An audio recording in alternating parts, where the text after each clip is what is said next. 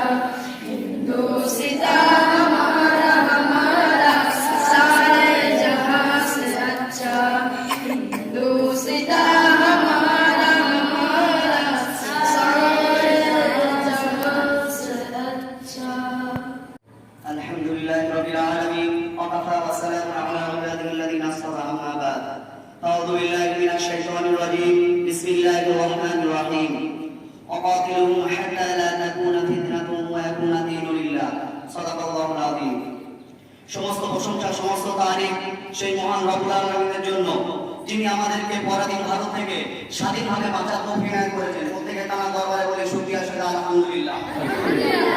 অতঃপর দরুদের নজরানা পেশ করি সেই মহান মানবের প্রতি যিনি এসেছিলেন মানবতার কান্ডারি হয়ে, মানবের কান্ডারি হয়ে, ঐক্যবাদের কান্ডারি হয়ে, যার এক নাম আল আমিন, যার এক নাম সাদিক। প্রত্যেকে বলি সাল্লাল্লাহু আলাইহি সাল্লাম।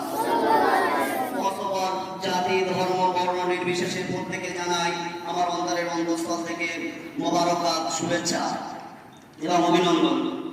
ভাই, আমরা যে আজ ৭৫তম ৭৬তম স্বাধীনতা দিবস উদযাপন করলাম, এর পিছনে কিন্তু আমাদের বহু কারণ আছে। বহু মেহনতের ফলে আমরা এখানে উপস্থিত হতে পেরেছি। কেমন ভাবে দেখুন, ১৬২১ সালে ব্রিটিশরা, সাম্রাজ্যবাদী ব্রিটিশরা তারা ব্যবসা নিয়ে ব্যবসাকে সামনে ইস্যু করে তারা ভারতে প্রবেশ করেছিল, কিন্তু তাদের উদ্দেশ্য ছিল ব্যবসা নয়, তাদের উদ্দেশ্য ছিল ভারতের লুট করা চালানো, তাদের উদ্দেশ্য ছিল ভারতের শোষণ করা। কিন্তু তখন ভারতের বাদশা ছিল মুঘল সম্রাট জাহাঙ্গীর। বাদশা ছিলেন সরল মানুষ, বাদশা তাদের মনোভাব জানতেন না যে তারা কি করতে চলেছে। তাই বাদশা তাদের ভালো মানুষ ভেবে তাদেরকে ৫ টাকা জমি দান করলো, এবং তারা কি করলো, সেই জমি আস্তে আস্তে এরকম করদাল করতে করতে করতে করতে ১৭৫৭ খ্রিস্টাব্দে পলাশীর কাতরে নবাব সিরাজউদ্দৌলাকে হারিয়ে তারা ভারতকে নিজেদের করতলে করে নিল। তারা ভারতকে নিজেদের করতলে করে নিয়ে তারা ক্ষান্ত হয় নাই। তারা কি করলো, ভারতের মানুষদের উপর জুলুম অত্যাচার চালাতে লাগলো, মা বোনদের উপর অন্যায় করতে লাগলো। তাও তারা ক্ষান্ত হয় নাই। তারা কি করলো, তারা বললো যে ভারতের মানুষ জন্মগত হবে ভারতীয়, কিন্তু আইন, নিয়ম, কৃষ্টি, কালচার সব দিক দিয়ে হবে তারা ব্রিটিশদের মতো। এবং তারা ঘোষণা করলো ভারতের মানুষদের ধর্মীয় স্বাধীনতা কেড়ে নিতে হবে। যখন এইরকম ভাবে তারা পর তাদের নিয়ম নীতি চালু করতে লাগলো, তখন তারা কি করলো, তখন ভারতীয় মানুষ আর বসে থাকলো না, আলেম সমাজ আস্তে আস্তে আগে এগিয়ে যেতে